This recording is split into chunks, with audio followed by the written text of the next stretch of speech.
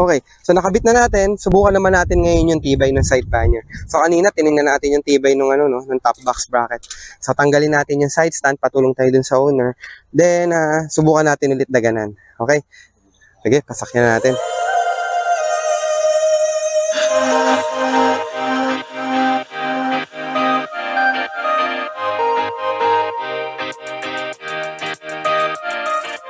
So what's up mga ka-bracket, no? Today, meron ulit tayong ginawa ng top box bracket at saka ng side pannier bracket para naman dito sa TMX Supremo. Yan.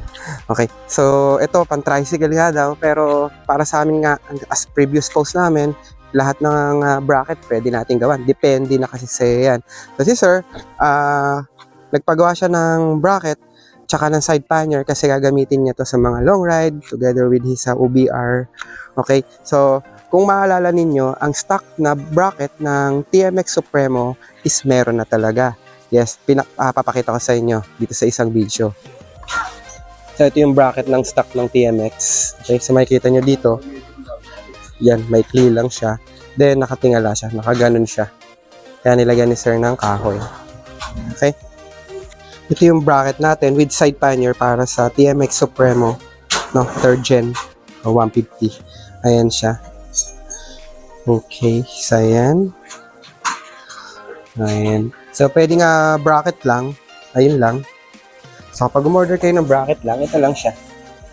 Tapos stock na tornilyo pa rin yung gagamitin niya. Walang problema niya. Ayan. So ano kagandahan ng bracket na to kaysa dun sa stock? No?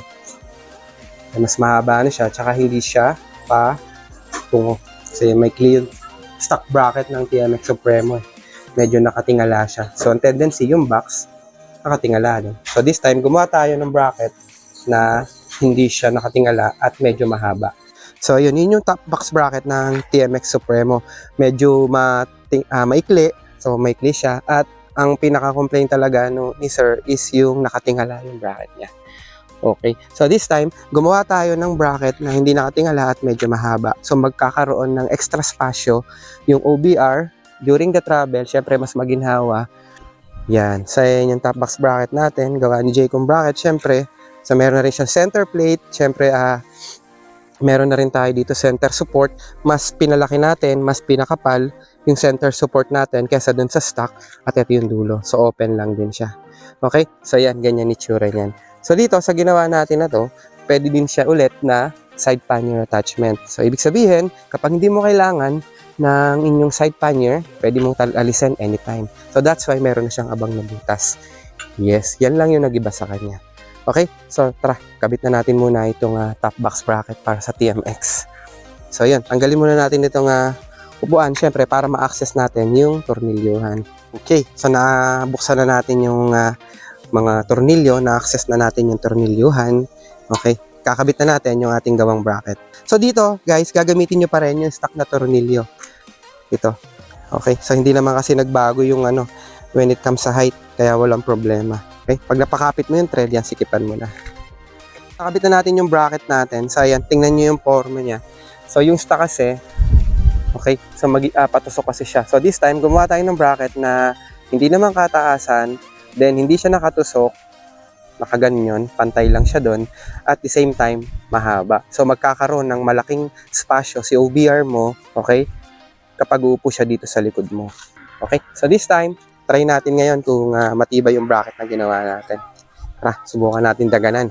Tatanggalin mo yung center stand, then try mo, try mo siyang daganan. Sige, ayun, ayun, di ba? So makikita ninyo, yun, so narinig mo yung tunog na yun. So ibig sabihin, may play na yung shock mo. At yung puwersa na yun,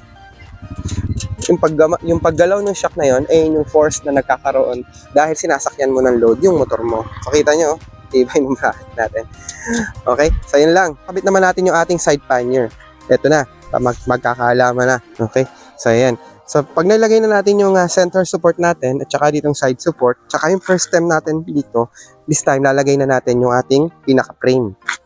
Ito yung frame natin. So ayan, meron namang Jaycom bracket sticker, kaya yun yung palatandaan nyo kung ano ba yung pagkakapwesto niya. Okay, so ayan guys, ito na yung finished product natin. Nakabit na natin lahat ng mga kailangan, first stem, second stem, and syempre magkasama na yung second stem sa yung gitna, di ba? Center support. At nahigpitan na rin natin yung mga bolts and nuts tsaka washers. Nasilip na rin natin kung pantay yung left and right side pannier natin. Okay, so yan na yung finished product natin. Okay, so nakabit na natin. Subukan naman natin ngayon yung tibay ng side pannier. So kanina tinignan natin yung tibay ng ng top box bracket. So tanggalin natin yung side stand, patulong tayo dun sa owner. Then subukan natin ulit daganan. Okay? Sige, pasakyan natin. Ayun di ba? Tingnan nyo guys kung gaano katibay yung side pannier. Ayun ayun yung creaking sound galing dun sa makina o dun sa creaking sound galing dun sa motor. Okay, ayan gaano katibay. So tara, lapitan natin. Ayun yung movement ng motor, Yun yung indicates ng force na nangyayari dun sa motor ang pagsakay ng ating tao. Ayan siya sa likod. At, ayan naman siya. Okay, tibay, So again guys, reference lang naman yan. Sa totoong buhay talaga, hindi naman kayo sasakay ng isang tao. Pero syempre, nakita nyo na kaya ng isang tao, ibig sabihin kaya din yung mga load ninyo. Syempre, yun lang. Sa pasado sa test. Yun lang. Salamat. Jaycom Bracket po. Bye-bye.